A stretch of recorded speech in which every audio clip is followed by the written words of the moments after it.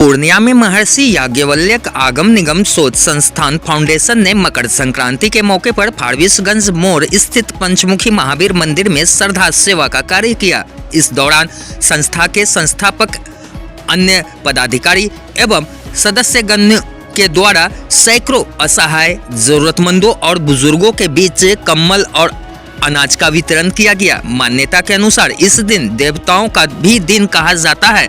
मकर संक्रांति के दिन स्नान, दान और जप तप का विशेष महत्व माना गया है।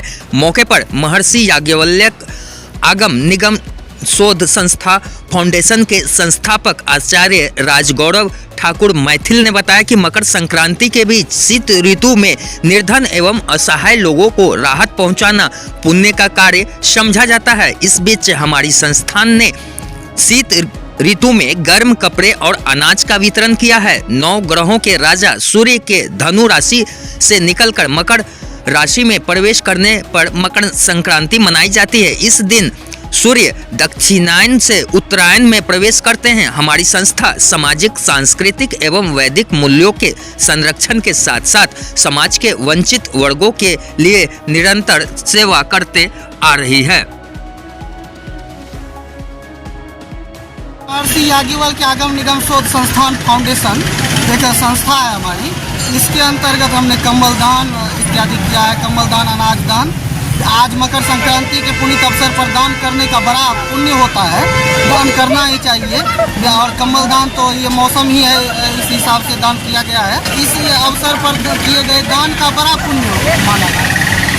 मकर संक्रांति के अवसर पर आप कोई भी दान कीजिए, उसका पुण्य है। और अधिकारियों को दान किया जाना चाहिए। ये लोग गरीब हैं, भिखारी हैं, इनको यदि कुछ कम्बल दान या कुछ भी दान करें तो उसका विशेष आशीर्वाद प्राप्त होता है।